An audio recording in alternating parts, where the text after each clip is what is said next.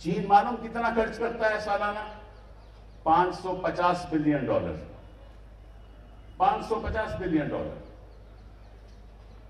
मालूम हिंदुस्तान में R&D में कितना खर्चा आता है? $45 बिलियन।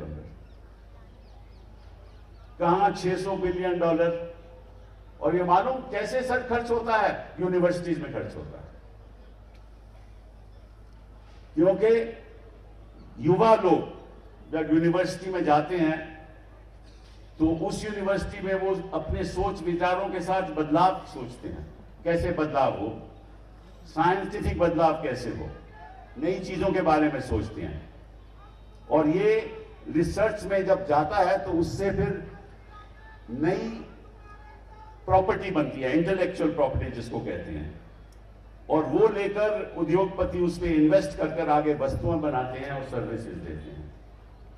लेकिन हिंदुस्तान में कोई यूनिवर्सिटी में तो ABVP के लोग बढ़ जाते हैं। जो हिंसा हम यूनिवर्सिटीज में देख रहे हैं, वहां इंटेलेक्चुअल प्रॉपर्टी पैदा कैसे होगी? हो ही नहीं सकती। तो आप यूनिवर्सिटीज में अपने RSS के वाइस चांसलर लगा दोगे तो वो जो शिक्षा का स्तर होना चाहिए आपको कभी मिलेगा ही नहीं।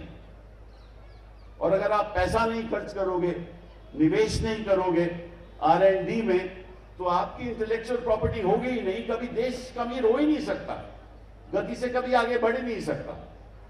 मैं आज आपके सामने एक नई विजन रखूंगा, एक ऑल्टरनेटिव विजन फॉर इंडिया रखूंगा कि हमें कैसे आगे बढ़ना है। तो सबसे पहले बात करेंगे शिक्षा की। शिक्षा में यह दुर्भाग्य है हमारा, लगभग इस देश में मालूम कितने टीचर हैं? 97 लाख टीचर। सारे देश में 97 लाख टीचर हैं, चाहे वो गवर्नमेंट स्कूल में आप देख लो, प्राइवेट स्कूल में देख लो। और जो गवर्नमेंट स्कूल के टीचर की जो सैलरी है वो 25,000 है, और जो प्राइवेट टीचर्स की, नॉन गवर्नमेंट स्कूल की टीचर्स की जो सैलरी है वो लगभग 12,000 है, एवरेज 12,000।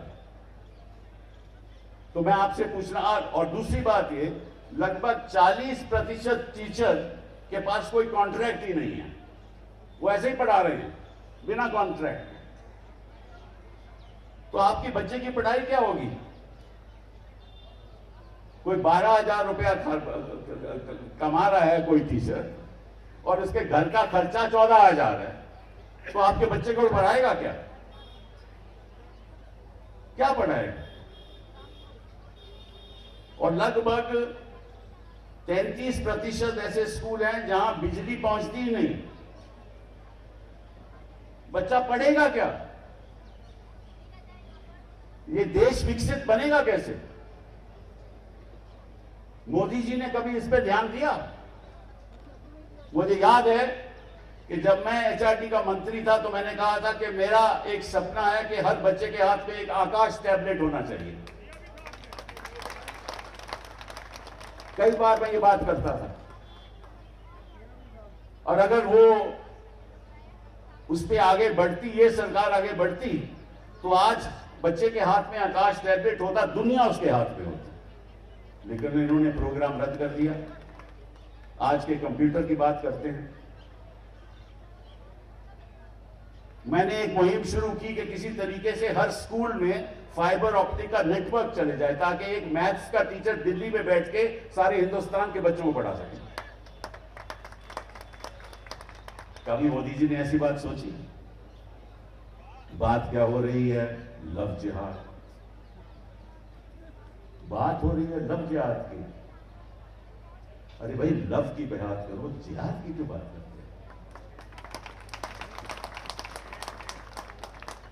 बच्चों के भविष्य के बारे में बात करो कि कैसे उनका भविष्य उज्जवल हो, कैसे उनको आगे बढ़ाया जाए। बात करते हो आपके MBBS हम हिंदी में पढ़ाएंगे, और भाई किताबें ही नहीं है हिंदी में। कब तर्जुमा होगा, कब आप पढ़ाओगे, कब MBBS बनेंगे? तो कहने का मतलब यह है, बड़े दुख की बात है कि जो बच्चे बड़े होके इस देश के का भविष्य को उज्जवल कर सकते हैं, उन बच्चों का पिछले 8-9 साल में किसी ने ध्यान नहीं दिया।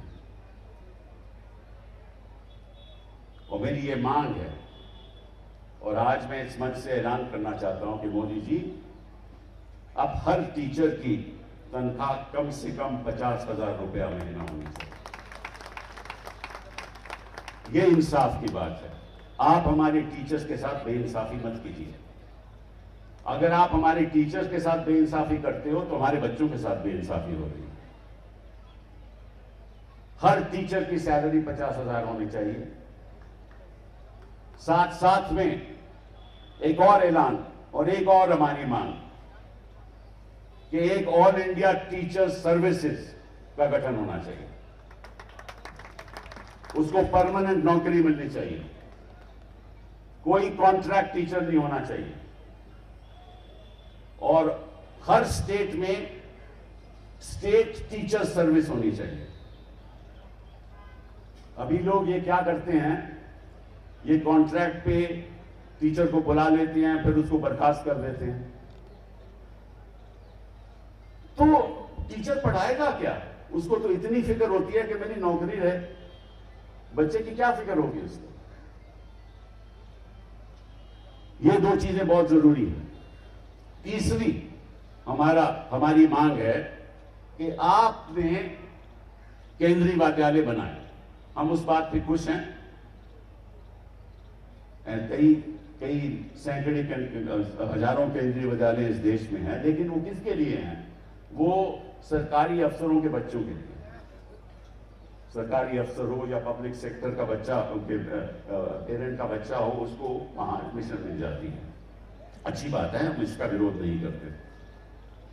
लेकिन आप ऐसे ही स्कूल ट्राइबल्स के लिए क्यों नहीं देते? वंचित लोगों के लिए क्यों नहीं? महिलाओं के लिए क्यों नहीं? हमने कस्तूरबा गांधी महिला विद्यालय का गठन हमने किया था और उसको हम वहां बढ़ाते थे। इन्होंने इनका नाम बदल दिया। मुहिम तो वही है, लेकिन मुश्किल ये है कि वो केवल 12वीं क्लास तक हैं। लेकिन मैं चाहता हूं कि हमारी बच्चियां आगे बढ़ के यूनिवर्सिटी में जाएं और उनको फ्री एजुकेशन मिले। आपको मालूम है कि सबसे ज्यादा टीचर इस देश में महिलाएं हैं। सबसे ज्यादा टीचर महिलाएं हैं। वो मां जो है वो स्कूल में बच्चे को भी पढ़ाती है और घर में आके अपने बच्चों को भी पढ़ाती है। उन बच्चियों के लिए सेपरेट स्कूल खुलने चाहिए सारे हिंदुस्तान में। सारे हिंदुस्तान में खुलने चाहिए।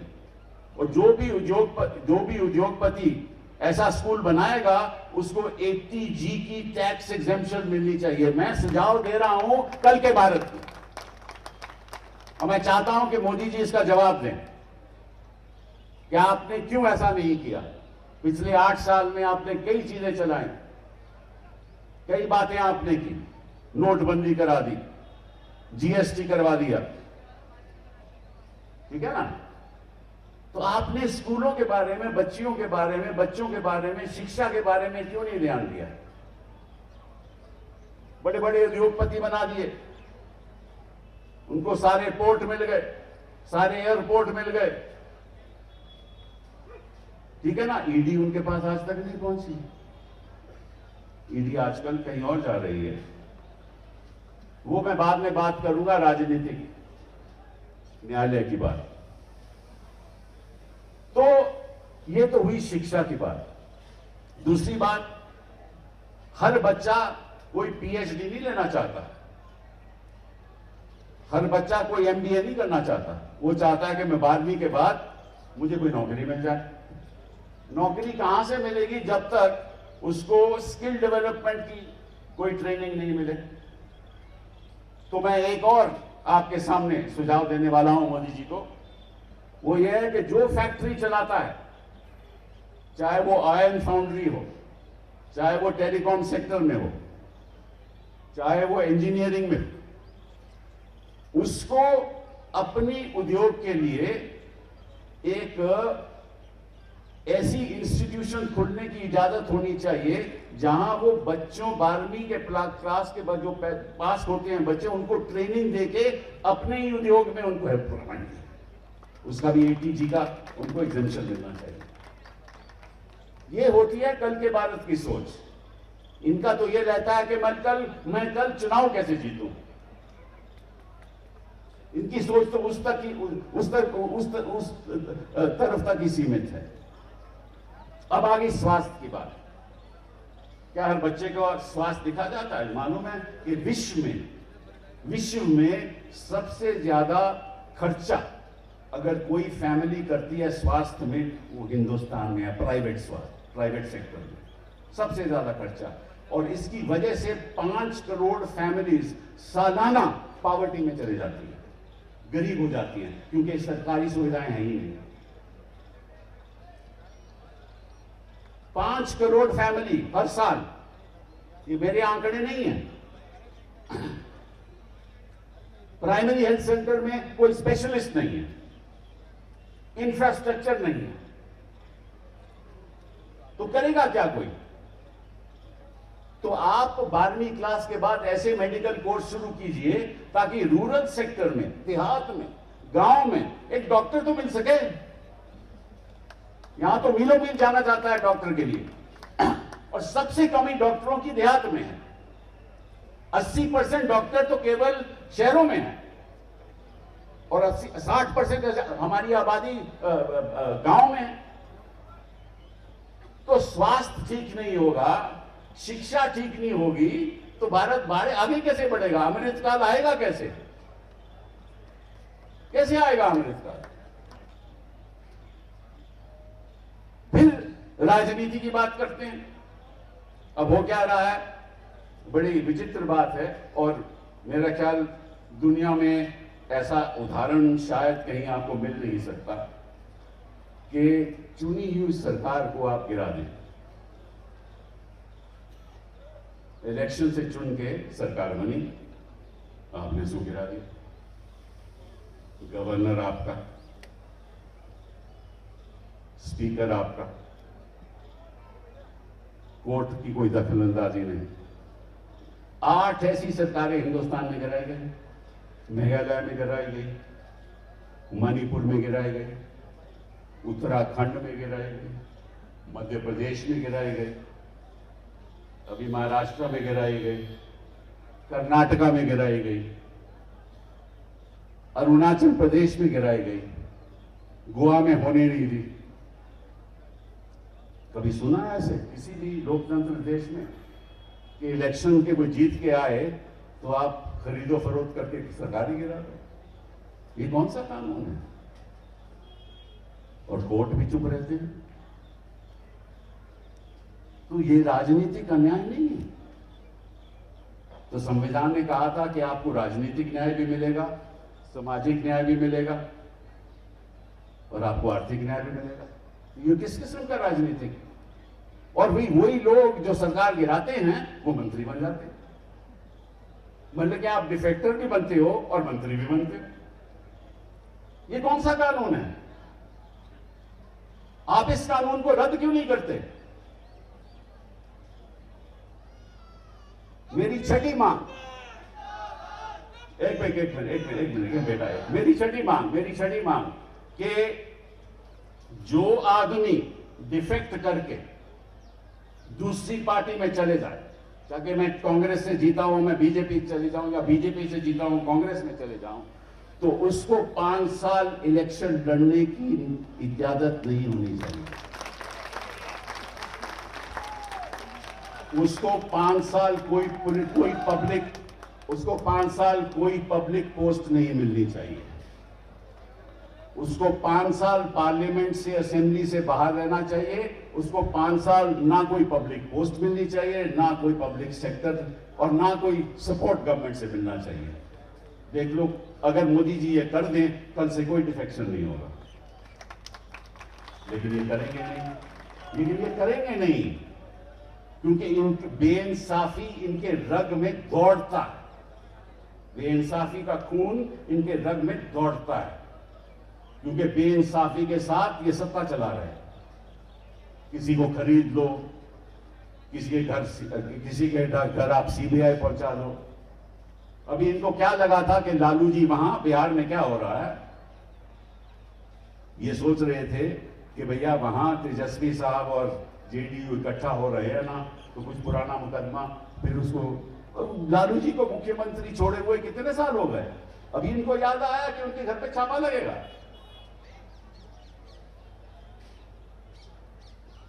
अभी दिल्ली में ये क्या हो रहा है, अभी हिंदुस्तान देखिए, जो ईडी है ना, वो जब हिंदुस्तान के नक्शे को देखती है ना, बड़ा विचित्र नजारे से देखती है। वो केवल वही स्टेट्स देखती है जहां विपक्षी दल की सरकार है, वहीं पे उनको लगता है कि रास्ता यहां आसान है, और जहां भाजपा की सरकार है वो तो रास्ता ही बंद है, वहां तो ये जाते ही नहीं। तो ईडी के हिसाब से, ईडी के नजरिए से हिंदुस्तान का नक्शा एक अजीब नक्शा है, जहां ईडी जा सकती है, जहां ईडी ने जाना नहीं, जहां सीबीआई जा सकती है, जहां सीबीआई ने जाना नहीं। तो ये एजेंसी किस लिए काम कर रही है?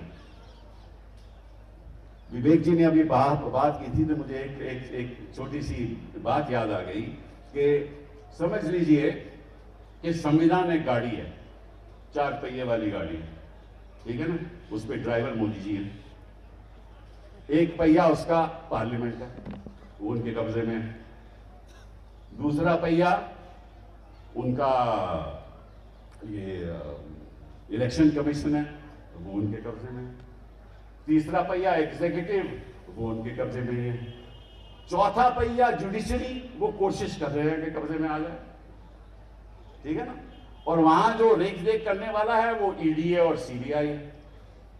तो अगर ड्राइवर सभी पे कब्जा कर लेगा ना, तो गाड़ी जब चलाएगा तो ईडी कहेगा कहीं भी चले जाओ भैया, कहीं भी चले जाओ, सीबीआई कहीं भी चले जाओ, किसी के घर भी पहुंच लो। ये किस किस्म का लोकतंत्र है? ये किस किस्म का लोकतंत्र हम बनाने जा रहे हैं? कैसा भारत हम बनाएंगे आगे के दिनों में? क्या होगा हमारे बच्चों का, हमारे ग्रैंड चिल्ड्रन का? कहां से इंसाफ मिलेगा? और इंसाफ की हम जो देख रहे हैं ना अदालतों में, वो क्या हो रहा है? हम आप सीबीआई के कोर्ट में चले जाओ, ईडी की कोर्ट में चले जाओ, मतलब कि आप सोच भी नहीं सकते क्या हो रहा है। न्याय की बात तो छोड़ दो, हम तो लोगों को कहते हैं कि साहब आपको बेल नहीं मिलने वाली। कौन बेल देने वाला आपको? हाँ, मैं किसी जुडिशरी के खिलाफ बात नहीं कर रहा, लेकिन जो लोग सोच रहे हैं वो ऐसा सोचते हैं कि साहब हमें तो बेल नहीं मिले। तो अगर न्यायालय के बारे में लोग ऐसे सोचने लगे तो फिर बचा क्या लोकतंत्र में? आप ही बताओ, क्या करेंगे हम? मतलब कि एक पीएचडी पीएन की नौकरी के लिए अपनी एप्लीकेशन देता है, पीएचडी, एक एमबीए ड्राइवर बनना चाहता है। ऐसे ऐसे उदाहरण हैं, चाहे वो उत्तर प्रदेश हो चाहे वो मध्य प्रदेश हो। इस किस्म के हम एजुकेटेड क्लास प्रिपेयर कर रहे हैं कि उनको नौकरियों की तलाश है, वो पीएन और ड्राइवर बनने के लिए तैयार है।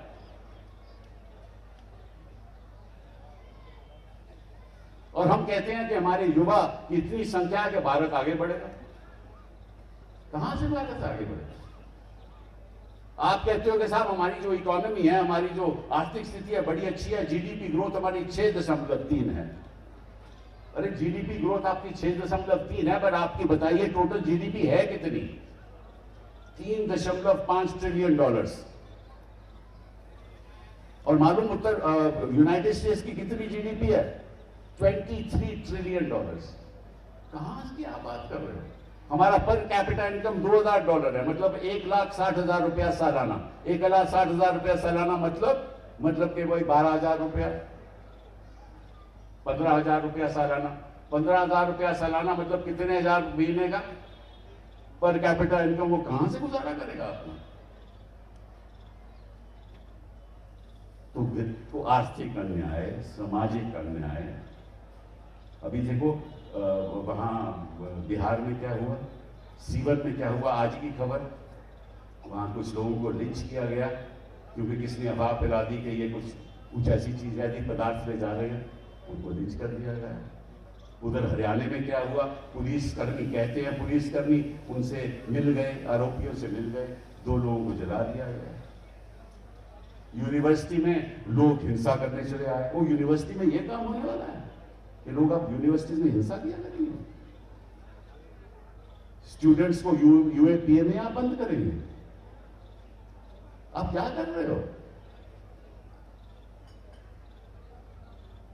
पत्रकारों के खिलाफ आप कार्रवाई शुरू कर रहे हो, उनको बंद कर रहे हो, यूएपीए में बंद कर रहे हो। आर्टिस्ट के खिलाफ, लेक्चरर्स के खिलाफ कोई आवाज उठाता है तो उसके खिलाफ केस कर दो। संविधान तुम्हारा ये नहीं कहता। और जहां तक न्यायाधीशों का, न्यायालय का सवाल है, मेरा एक और सुझाव है, वही मेरा मानना है कि प्रधानमंत्री जी हमारे सुनेंगे, वो ये है कि इस देश में 4 कोर्ट ऑफ अपील होने चाहिए। 4 कोर्ट ऑफ अपील होने चाहिए। एक अरुणाचल प्रदेश से या केरला से या कहीं दूर दराज से, वो कहां दिल्ली में आकर सुप्रीम कोर्ट में केस कर सकता है? वो कर ही नहीं सकता, उसके पास साधन ही नहीं। सुप्रीम कोर्ट आपने दिल्ली में बिठा दिया। हर हिंदुस्तान को 4 रीजन में बांटो, हर कोर्ट में फाइनल कोर्ट, हर कोर्ट, हाई कोर्ट के बाद एक फाइनल कोर्ट ऑफ अपील हर रीजन में हो, ताकि अगला जा सके। इस कल के बाद की बात करो।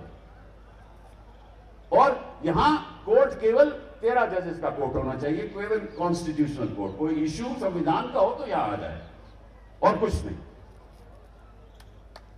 और ये जो मामला चल रहा है कि लॉ मिनिस्टर कहता है कि हम फैसला करेंगे कौन जज बनेगा हाई कोर्ट में और सुप्रीम कोर्ट में।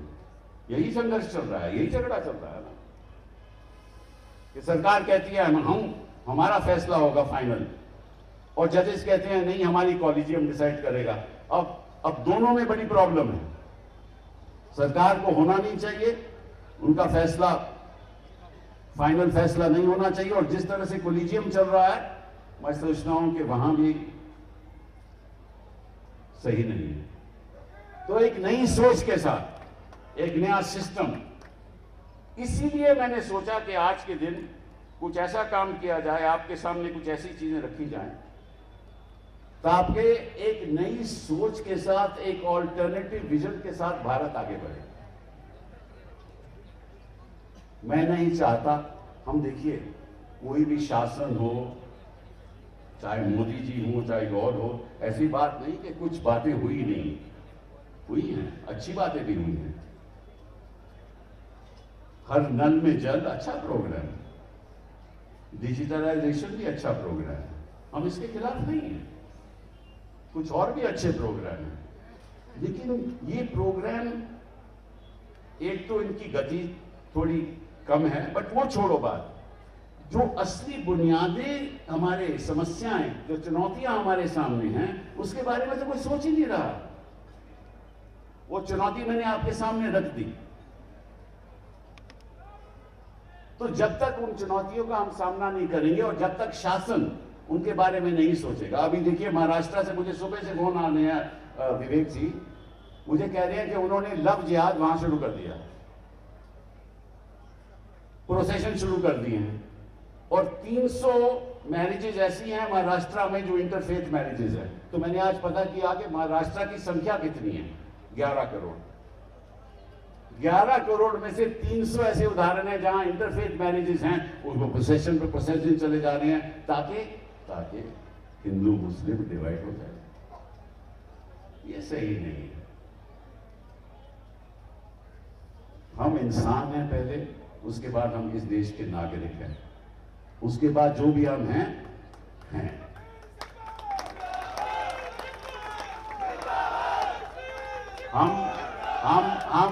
हम नहीं चाहते कि किसी देश के नागरिक के साथ धर्म के आधार पे, जाति के आधार पे कोई भी अन्याय हो। अगर होगा तो मैं और विवेक जी खड़े होंगे उन लोगों के लिए।